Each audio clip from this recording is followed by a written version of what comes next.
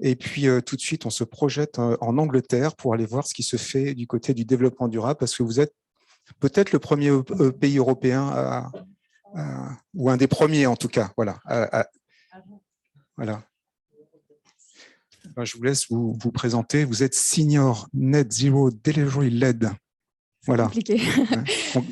Bonjour à tous, donc, je m'appelle Sarah Wanon, je fais partie de l'équipe senior au NHS, donc c'est le système de santé anglais, d'une équipe qui s'appelle le Greener NHS. Donc on va en parler un petit peu plus.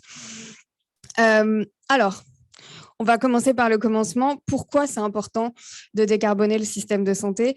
Parce que déjà, pour commencer, la crise climatique, c'est aussi une crise de santé publique. On sait aujourd'hui, il n'y a plus besoin de le démontrer, que le changement climatique impacte la santé des populations. On peut penser aux récentes vagues de chaleur et à ce que ça engendre comme passage aux urgences, comme complications. On peut penser aux hivers aussi parfois plus rudes, plus froids, aux tempêtes, aux nouvelles maladies infectieuses, à la pollution. Voilà, la liste est longue et tout ça a un impact sur la santé des populations et aujourd'hui menace toutes les avancées et tous les bénéfices que nous avons faits ces dernières années en santé publique sur l'espérance de vie et sur la vie en bonne santé. C'est pas tout. Les changements climatiques, ça impacte aussi notre habilité à délivrer des soins. Quand on est au milieu d'une vague de chaleur avec des hôpitaux surchauffés, quand on est au milieu d'une tempête, d'inondations, quand l'hôpital de New York, un des hôpitaux de Manhattan à New York, a dû évacuer tous ses patients parce qu'ils n'avaient plus de génération électrique, aujourd'hui, ça nous empêche de délivrer les soins de façon habituelle et de façon efficace. Donc, on ne peut pas ne pas agir en tant que système de santé.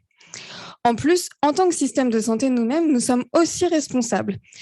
Dans le monde, le secteur de la santé, c'est à peu près 4 à 5% des émissions carbone. Pour vous donner une idée, ce serait à peu près le 5e pays, si c'était un pays. Il y a les États-Unis, la Chine, l'Inde, la Russie, et derrière, il y a la santé. Donc, c'est vraiment une part des émissions carbone très importante. En Angleterre, on est à peu près à 5% du pays. En France, je crois que c'est même un peu plus que ça. Donc, vraiment, nous avons une responsabilité en tant que système de santé. Donc, en général, à ce moment-là, j'ai déprimé tout le monde. Donc, je passe à la partie plus positive. La bonne nouvelle, c'est que en s'attaquant au changement climatique, en s'attaquant à nos émissions carbone du système de santé, on peut aussi avoir énormément d'impacts positifs sur la santé des populations. Donc, par exemple, vous avez ici quelques chiffres et comment on pourrait finalement sauver des milliers de vies en améliorant la qualité de l'air, en rendant les populations plus actives et en rendant les régimes alimentaires plus durables, mais aussi et surtout plus sains. Donc finalement, tout ça, c'est positif à tous les niveaux, puisqu'on attaque la question du dérèglement climatique, mais aussi on a une super opportunité d'améliorer la santé des populations. C'est pour ça que le NHS, donc le système de santé anglais, s'est engagé à atteindre net zéro carbone. Alors, souvent, on dit net zéro carbone, c'est un petit peu un raccourci. Vous voyez ici, en haut de ce schéma, vous avez tous les gaz à effet de serre qui font partie des protocoles des gaz à effet de serre. Mais pour avoir une unité de mesure commune, on parle en émissions carbone, mais c'est souvent un équivalent. Et au niveau du NHS, on a regardé un petit peu les scopes habituels d'émissions, et puis on a voulu le simplifier et puis surtout le rendre pertinent à un système de santé. Donc, on a séparé notre empreinte carbone en deux. Il y a un premier scope qu'on a appelé le carbon footprint, qui sont vraiment ces émissions sur lesquelles on a une influence directe. Ce sont vraiment les émissions qui se passent dans nos murs, dans nos cabinets. C'est l'électricité qu'on utilise, c'est les gaz qu'on utilise en anesthésie, c'est les déchets qu'on génère, c'est l'eau. Vraiment, vraiment ce qui se passe dans nos murs en tant que système de santé. Et puis ensuite, il y a un scope beaucoup plus large qu'on a appelé le NHS Carbon Footprint Plus, qui sont ces émissions qu'on peut influencer. Et elles sont très importantes parce que sans ces émissions-là, on ne pourrait pas fonctionner. Et donc là, on parle de toute notre chaîne d'approvisionnement, donc tous nos achats, par exemple. On parle aussi de tous les transports, les voyages qui sont nécessaires à notre fonctionnement. Et sur ça aussi, nous nous engageons à atteindre net zéro. Donc, nous avons fixé 2 objectifs. Le premier, sur ces émissions directes que nous contrôlons directement, un objectif net zéro pour 2040, donc 10 ans avant l'engagement du Royaume-Uni de net zéro en 2050. Et sur les émissions que nous pouvons influencer, net zéro pour 2045, donc 5 ans avant l'engagement du Royaume-Uni. Donc, ces objectifs ont été fixés de façon ambitieuse mais réaliste, avec beaucoup de travail de modélisation, vraiment d'utiliser les données qu'on avait à notre disposition pour avoir vraiment une trajectoire claire pour arriver jusque-là. Ce qui est important de souligner aussi, c'est que ce n'est pas que la ligne d'arrivée qui est importante, c'est aussi comment on y arrive. Et toutes ces réductions d'émissions de gaz à effet de serre, elles ne doivent pas se passer en 2039. Elles doivent commencer à se passer dès maintenant. Et c'est vraiment important d'infléchir la courbe maintenant, puisqu'on sait qu'au fur et à mesure qu'on avance, on atteint un certain nombre de seuils et de limites qui seront irréversibles. Donc, ce qu'on peut économiser aujourd'hui, il faut l'économiser aujourd'hui. Et c'est pour ça que nous avons des objectifs de réduction de 80% qui sont plus avancés que nos objectifs net zéro. Alors, ça ressemble à quoi l'empreinte carbone d'un système de santé? Ben voilà, ça ressemble à ça. Donc, en vert clair, vous avez ces émissions, donc je vous expliquais ces émissions vraiment que nous contrôlons directement. Alors, souvent, on est surpris parce que quand on pense émissions carbone, on pense ampoule, on pense électricité, on pense voiture. Ben, en fait, vous voyez, par exemple, l'énergie qu'on utilise, c'est 10% du système de santé. Donc, c'est quand même important. C'est quand même une grosse proportion, mais ce n'est pas la plus grosse. Ce qui est souvent surprenant, c'est les médicaments, par exemple, 25%, avec une partie en émission directe, une partie en émission indirecte dans la chaîne d'approvisionnement. Et puis, vous voyez, un peu de transport. On a considéré aussi le transport non seulement des employés qui viennent sur le lieu de travail, mais aussi le transport des patients, le transport des visiteurs. Donc, tout ça, ça a été pris en compte. Et puis, vous voyez en bleu tous les achats. Donc, tout ce qu'on achète, que ce soit service ou produit, ça correspond à vraiment une partie importante de notre empreinte carbone. Donc, à quoi ça ressemble un programme national de décarbonation? Ça ressemble à ça, en tout cas en Angleterre. On a divisé le programme en sujets clés. Et ces sujets clés, on ne les a pas choisis au hasard.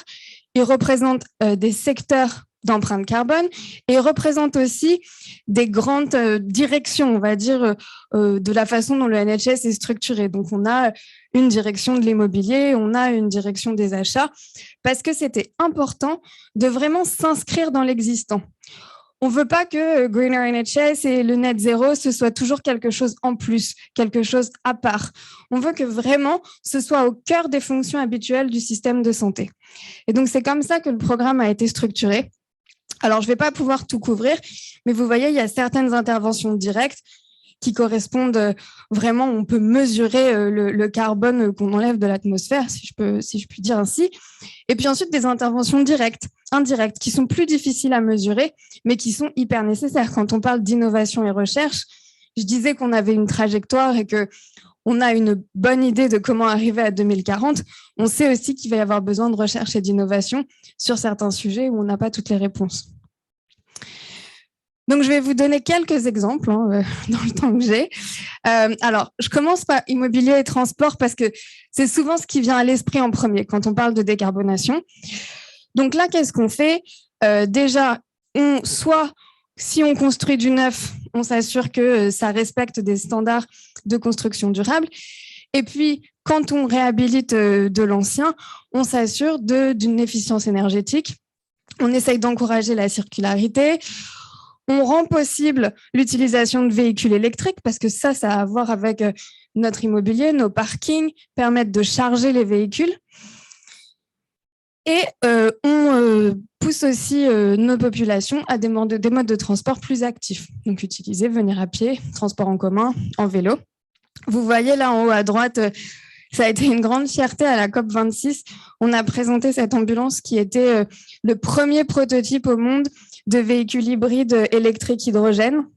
Et donc, l'avantage, c'est que là où des véhicules électriques sont un peu limités en termes de rayons qui peuvent couvrir, l'hybride hydrogène électrique permet d'aller beaucoup plus loin. Donc, pour des zones plus rurales, par exemple, c'est vers là qu'on s'oriente. Et puis, vous voyez en bas des panneaux solaires, par exemple, l'efficience énergétique est un sujet clé. Donc, voir où améliorer cette efficience. Et on a plusieurs de nos hôpitaux qui commencent à installer des panneaux solaires sur les toits. Un sujet très important, vous l'avez vu dans l'empreinte carbone, c'est les achats. Donc, quand on pense achat, on pense offre et demande. Et c'est très important de travailler sur ces deux sujets puisque les deux sont totalement interdépendants. Donc, offre, c'est travailler avec nos fournisseurs. Travailler avec nos fournisseurs pour qu'eux aussi s'engagent sur le chemin du net zéro, eux aussi soient ambitieux dans leur plan de décarbonation. Et quand on a parlé à nos fournisseurs, ils nous ont dit un message très simple. On est d'accord, on veut travailler avec vous, mais donnez-nous de la visibilité. Dites-nous c'est quoi le plan, qu'est-ce que vous attendez de nous et quand vous attendez ça de nous. Donc, c'est pour ça qu'on a publié cette feuille de route où, à peu près à 10 ans, on leur a donné étape par étape les critères qu'on allait inclure dans nos processus d'achat pour qu'eux aussi, à leur tour, s'alignent. Donc, ça a commencé cette année avec tous nos appels d'offres qui ont maintenant au minimum 10% de l'évaluation sur un critère social et environnemental. À partir de l'an prochain, pour tous les gros contrats au-dessus de 5 millions de pounds, on demande à nos fournisseurs d'avoir un plan de réduction carbone avec un objectif net zéro au plus tard en 2050. Et à partir de 2024, ce sera pour tous les contrats, quel que soit le montant. Donc, on leur donne de la visibilité. Cette feuille de route a été publiée l'an dernier et maintenant, on travaille avec eux pour rendre ça possible. L'idée, c'est pas qu'à partir de l'an prochain, on arrête de se fournir de la moitié de nos fournisseurs. L'idée, c'est que tous nos fournisseurs s'engagent sur ce travail avec nous et soient en conformité avec ces demandes. À partir de 2027, sur tous nos contrats, on demandera un plan de réduction carbone sur tous les scopes d'émissions. Donc, c'est-à-dire que nous voulons aussi que nos fournisseurs parlent à leurs fournisseurs, s'intéressent à leurs émissions indirectes et demandent eux-mêmes à leurs fournisseurs de s'engager sur la trajectoire net zéro. Et enfin, parce que c'est un peu plus difficile, à partir de 2028, on demandera de façon plus systématique des informations sur l'impact environnemental des produits. C'est un petit peu plus difficile parce que quand on a un système de santé, pour définir l'empreinte carbone d'un médicament ou du bureau ou de l'ordinateur que j'ai besoin d'acheter, ce n'est pas du tout les mêmes méthodes. Et donc, pour définir à quoi ça va ressembler ces informations d'empreinte carbone, il nous faut un peu de temps. Il nous faut travailler avec des chercheurs. Et donc, on a besoin aussi d'engager avec nos fournisseurs pour comprendre comment mettre ça en place au niveau de chaque produit. Mais en attendant, on travaille au niveau des fournisseurs eux-mêmes, puisque ça, c'est quelque chose qu'ils peuvent faire, puisque nous, on l'a fait en tant que système de santé. C'est important de noter que tous nos fournisseurs ne sont pas les mêmes et qu'on sait que certains sont de plus petite taille ou certains sont, par exemple, ne sont pas à but lucratif. Et donc, on leur donne plus de temps pour s'aligner sur ces exigences-là, parce qu'on n'a pas une chaîne d'approvisionnement uniforme et donc, il faut aussi prendre ça en compte. Donc, je vous ai parlé de l'offre, mais je vous ai aussi dit que c'était important de regarder la demande. Et regarder la demande, c'est réfléchir à comment on achète. Alors, on en a déjà entendu un petit peu parler. On a parlé d'augmenter la durée de vie. On a parlé d'essayer de réutiliser autant que possible. Et donc, voilà, on a créé ces 5 R. Alors, on ne les a pas tout à fait créés. Si vous regardez sur Google, vous avez des versions de 3 R, 4 R, 5 R, selon les versions. Il y a aussi la hiérarchie des déchets qui raconte un petit peu la même histoire. Mais finalement, l'idée, c'est de se poser des questions clés avant d'acheter. Est-ce que je peux éviter d'acheter? Est-ce que je peux réutiliser? Et puis, si vraiment il faut que j'achète, est-ce que je peux acheter quelque chose qui a été retraité? Est-ce que je peux acheter quelque chose qui vient d'une source renouvelable? Ou est-ce que je peux acheter quelque chose qui est recyclable? Et ça, c'est des questions simples, mais qu'on peut intégrer dans nos processus d'achat. Donc, ces questions-là s'appliquent, par exemple, au matériel numérique. Et j'ai pris juste un exemple qui, je me suis dit, allait être pertinent pour aujourd'hui. C'est l'exemple du papier. Donc, sur le papier, au NHS, on a un objectif de réduction de l'usage du papier de 50%. dans les 5 ans. Et donc, vous avez par exemple un de nos hôpitaux à Bradford où donc, ils se sont aperçus qu'ils envoyaient 1,5 million de lettres chaque année. Et ils ont fait une transition d'envoi de lettres digitales. Et la règle est simple, ils ont une méthode de suivi de l'ouverture de ces courriers digitaux. Si la lettre digitale n'est pas ouverte, alors on envoie la lettre papier. Mais si la lettre digitale est ouverte, pas besoin d'envoyer la lettre papier. Et là, c'est vraiment un win-win-win parce que c'est un win en matière de sécurité et de qualité, puisqu'on peut vraiment être sûr que le patient a ouvert la lettre. C'est aussi un win en matière financière, puisqu'en frais de postage, ils ont économisé 190 000 pounds depuis le début de ce projet. Et puis en matière carbone, c'est plus de 5 tonnes de carbone chaque année, d'équivalent carbone, qui a été économisé avec ce projet. Et c'est vraiment le genre de projet qu'on essaye d'encourager où finalement tout est positif. C'est positif pour les patients, c'est positif pour les finances et c'est positif pour l'environnement. Pour le papier que l'on doit tout de même utiliser, puisqu'il reste une partie de papier, privilégier le papier recyclé. Là encore, en général, c'est moins cher et en termes d'empreinte carbone, c'est bien inférieur au papier non recyclé. Donc, d'autres exemples ici en Angleterre. Là, on a parlé des achats. Une partie des achats, c'est les médicaments, mais on a aussi certains médicaments qui ont des émissions directes. Et avant tout, on a un système de santé, donc s'intéresser à nos médicaments, c'est important. Et vous voyez là sur la gauche, on a 2 groupes de médicaments qui ont des émissions directes. Ce sont les gaz anesthésiques et les aérosols pour les maladies respiratoires. Donc, je ne vais pas revenir sur le côté approvisionnement, mais par contre, j'aime beaucoup parler de l'exemple des aérosols parce que encore c'est un win-win-win, comme je disais, parce que c'est vraiment l'opportunité d'améliorer les soins pour les patients. Aujourd'hui, en Angleterre, on a parmi les pires résultats d'Europe sur l'asthme, avec des morts évitables, avec des complications évitables, et on sait que les patients n'utilisent pas bien leurs aérosols. On sait aussi, vous voyez le diagramme à droite, que les inhalateurs à base de poudre, tout en bas, ont beaucoup moins d'émissions carbone que les aérosols à base de gaz. Donc, c'est l'aérosol qui fait pouf. Donc, finalement, une action simple, c'est de s'asseoir avec le patient, de revoir le traitement, de comprendre comment le patient utilise son traitement et puis d'éventuellement leur proposer ces aérosols bas carbone. Là encore, c'est vraiment l'opportunité d'améliorer les soins tout en réduisant notre empreinte carbone. On est là pour parler du digital aujourd'hui, donc je ne pouvais pas quand même m'arrêter sur ce sujet-là. Je pense qu'on l'a entendu de Madame Serroussi tout à l'heure. Le digital, c'est à la fois un facilitateur et à la fois un sujet sur lequel il faut travailler de façon directe. Vous voyez là tout autour, c'est des exemples dans lesquels le digital nous aide à améliorer l'empreinte carbone sur certains sujets. Les smart hospitals, où on devient plus intelligent dans la gestion de l'énergie, la télémédecine pour éviter aux patients de se déplacer. Dans les équipements médicaux, quand on parle de réutiliser des équipements, certes, c'est mieux pour l'empreinte carbone, mais il faut pouvoir suivre l'équipement. Là encore, on a besoin du digital. Et puis ensuite, c'est un sujet en soi, puisque comme on l'a vu, il faut se demander comment ce matériel est produit, comment on l'utilise et quelle est l'empreinte carbone du matériel en soi. Et enfin, je ne pourrais pas parler de la décarbonation d'un système de santé sans rappeler que, avant tout, un système de santé vert, c'est un système de santé performant. C'est un système de santé qui prévient plutôt que traite. C'est un système de santé qui délivre le juste soin au bon moment, au bon endroit, pas trop fort, pas trop tard, pour le bon patient. Et puis qui aussi pense à comment délivrer les soins de façon plus bas carbone.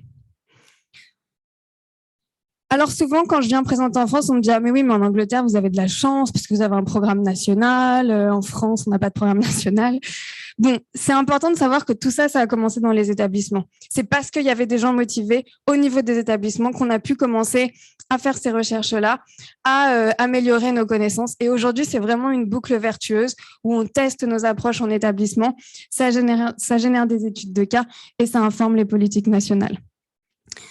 La bonne nouvelle depuis juin, c'est que chaque hôpital en Angleterre et chaque système local, ce qu'on appelle nos Integrated Care Systems, ont un Green Plan, donc un plan net zéro à 3-5 ans.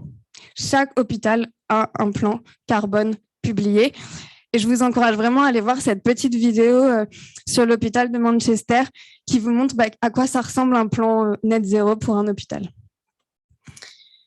Et voilà, finalement, je voulais terminer quand même sur un message positif. Pourquoi c'est important de s'engager dans les établissements hospitaliers? Parce qu'aujourd'hui, quand on pose la question à nos employés, 9 employés sur 10 pensent que c'est important pour le NHS de réduire l'impact climatique. Et je suis sûre que ce serait la même chose en France. Et ce qui est vraiment intéressant, c'est que quand on demande aux patients, quand on demande à la population générale, quelles sont les professions en qui vous avez confiance, et ben, en numéro 1, on a les infirmières et puis pas loin derrière, on a les médecins. Et donc, c'est pour ça que c'est vraiment important aussi d'encourager nos employés, d'encourager nos équipes à travailler sur ce sujet-là.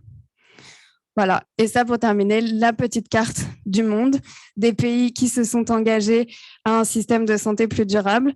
60 aujourd'hui, c'est sur le site de l'OMS. Donc, voilà, j'encourage. La collaboration internationale est très importante. Notre chaîne d'approvisionnement est globale et donc nous devons travailler ensemble entre pays pour arriver à cet objectif net zéro. Merci beaucoup. Merci, Madame Oinon, merci beaucoup. C'était très, très intéressant. Et il y a beaucoup de questions, en fait, du public. Antoine, vous avez reçu des questions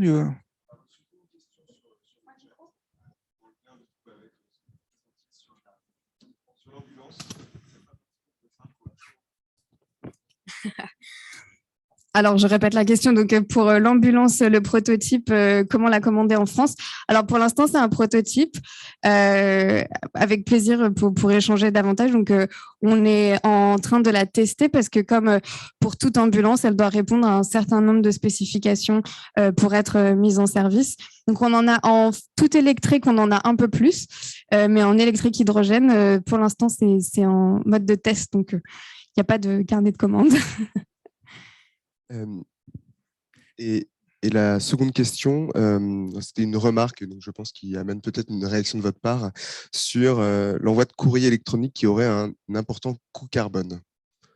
Oui, alors ça, c'est quelque chose qu'on entend souvent. C'est vrai que passer du papier au digital, ça ne veut pas dire qu'on arrive à zéro carbone, parce que évidemment, le digital a aussi un impact carbone. Ça va vraiment dépendre du type de matériel, du type de serveur, comme on l'a entendu plus tôt. Aujourd'hui, sur les analyses qu'on a, ça reste quand même en général un changement bénéfique en termes d'empreinte carbone, mais c'est pour ça qu'il faut aussi vraiment s'intéresser à quelles solutions digitales on achète et comment le matériel est construit, comment le matériel est acheminé et puis quelle est la consommation énergétique. Merci. Merci. Il y a peut-être des questions là, dans la salle. Non, Monsieur Pessot, non. Ah, non, d'accord. Ouais. Pas de questions. Oui. Si on a le temps. Moi, j'ai une question un petit peu provocante, mais c'est pas grave, on est là aussi pour ça. Nous, en France, c'est vrai que c'est quelque chose qui démarre, mais qui démarre doucement. Très souvent, ce qu'on nous oppose, c'est on n'a déjà pas le temps de soigner les gens.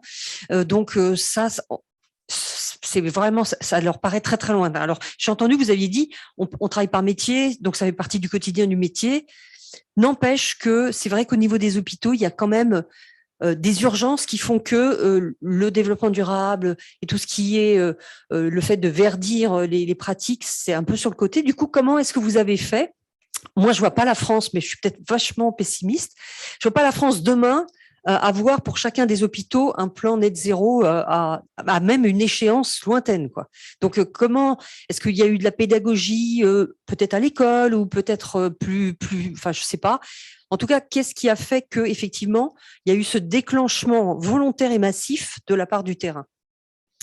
On va pas se mentir, c'est un sujet. On sort aussi du Covid et puis on a aussi une force de travail qui est des employés qui sont épuisés. Alors, il y a plusieurs choses. Ce que j'ai pas dit, donc j'ai dit que chaque hôpital avait un plan net zéro. Chaque hôpital a aussi un sponsor au niveau du board, donc l'équivalent du conseil d'administration, je pense, qui est en charge du sujet net zéro. Donc, pour que vraiment ce sujet soit représenté au plus haut niveau de l'administration de l'hôpital. Et puis, parfois aussi, ce qu'on trouve, c'est que c'est un sujet qui est motivant. quand on est dans une routine, quand on sort du Covid et que on est épuisé, qu'on n'en peut plus, qu'on considère même franchement de quitter la profession, regarder son métier de façon un peu différente, parfois ça aide aussi à motiver les équipes, ça aide à retenir les gens, ça aide à leur proposer des choses un petit peu différentes.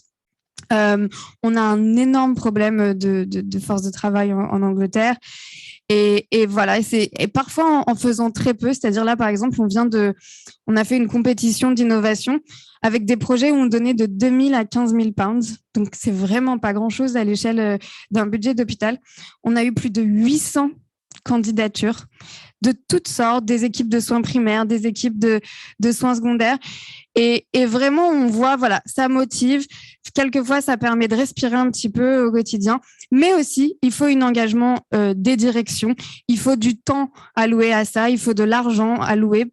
Alors, il y a beaucoup de choses qui finalement font des retours sur investissement rapides.